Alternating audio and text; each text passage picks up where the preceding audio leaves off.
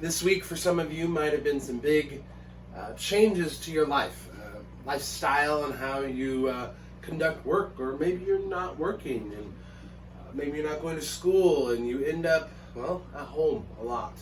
And a lot of times we look at these situations and we go, what's the silver lining? Well, if you know me, I'm a silver lining kind of guy. And there's some silver lining to this. You're home.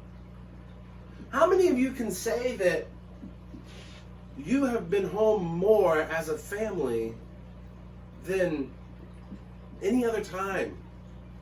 I mean, yes, maybe during some of the holidays and things like that, you are home, but you can still go out and still do different things. Many of us are now home. You may have wanted to go to school, but now you're at home. You may have wanted to go to work, but now you're at home. And so what now? Well, I'm standing in front of something that is what now? Books. Now that we have a lot of time on our hands, some of us might say, I'm going to start reading the books I haven't read in a while. And there are a lot of books. If you look at my library, I have a lot of books. Now, they weren't all my books when I first started. When I first started ministry, I probably had about this amount of books. And now I have this huge library. I even have more books on another bookshelf over here.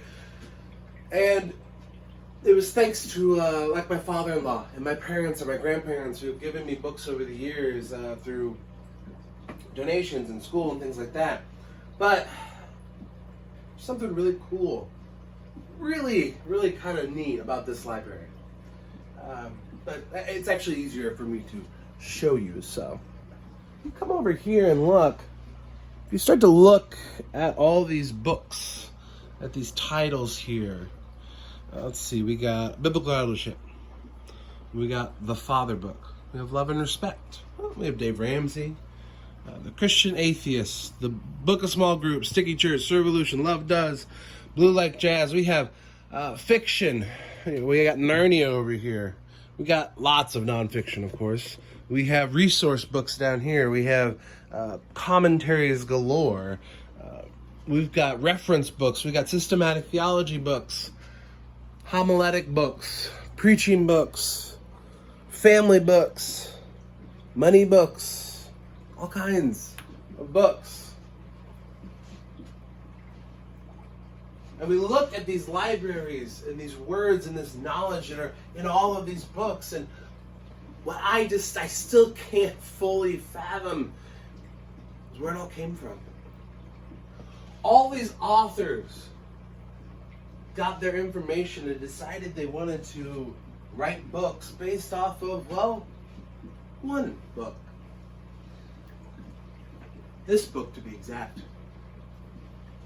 The Holy Bible. The Old and New Testament. The Old Covenant, the New Covenant.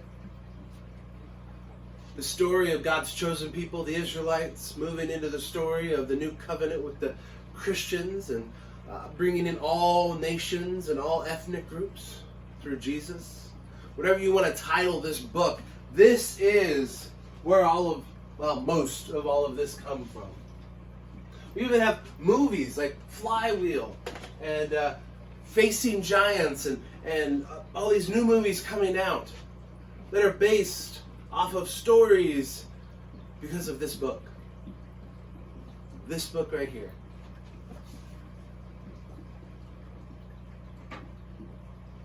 We have time now. Silver lining, many of us have time now. Use it wisely. Use it wisely to read. Use it wisely to start family devotions. Use it wisely to start talking to each other, putting phones down, having conversations, going on walks in small groups. Taking time to be a family. Husbands, take charge as a spiritual leader of your house and lead those devotions, lead those services. Mothers, same thing. Take charge. Work with your husbands to be able to lead and teach your children about who God is and dive even more into the Word of God. Single parents, it doesn't matter if you're just a mother or just a father with these kids. You have a responsibility and you have an opportunity, a captive audience, to be able to bring in a new era of family devotions, a new era of family worship. Take it. Take that, well, I guess you could say blessing. In the midst of all this fear and frustration, we have a blessing. We have an opportunity. Take the time to reach out to your family. Maybe your parents or grandparents who maybe do live by themselves, to digitally reach out to them, to connect with them, to talk to them more. I don't think it matters if you have a grandparent or a parent who's at a nursing home or is quarantined away in their own house. Them getting a call from you will make their day. Finding a list of your members at church and calling those who, well, probably don't have a lot of visitors would make their week. This is a time to change how we live. This is a time to adjust what we can do. Use your talents, your abilities. And sometimes your talent and abilities is literally picking up a phone and dialing a number. Sometimes your talent and ability is saying, hey, Mom, Dad, let's read together. Or, hey, son and daughter, I know we're not going to be going to church this week. Let's do church together. Who wants to read a Bible verse? Who wants to lead a song? Get them involved. We have a potential for a revival. A revival in this country and in this world to get back to the roots of the church, to the family. I pray that the churches can provide resources and opportunities for families to come together. You'll be seeing different resources and opportunities pop up on different aspects of my own social media and YouTube and things like that through the youth page and through my own page. But use that if you want, but just even if it just means opening this and reading.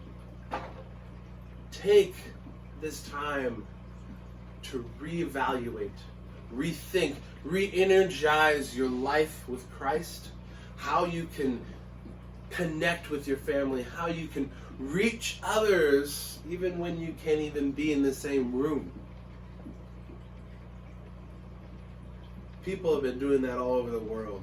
Places in China where persecution of the church has been going on forever. They have found ways to reach and evangelize even when they can't fully connect. We can do the same.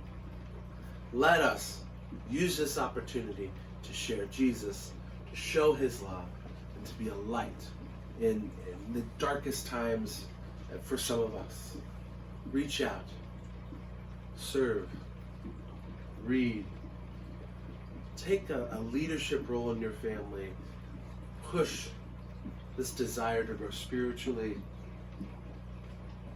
to show Jesus' love.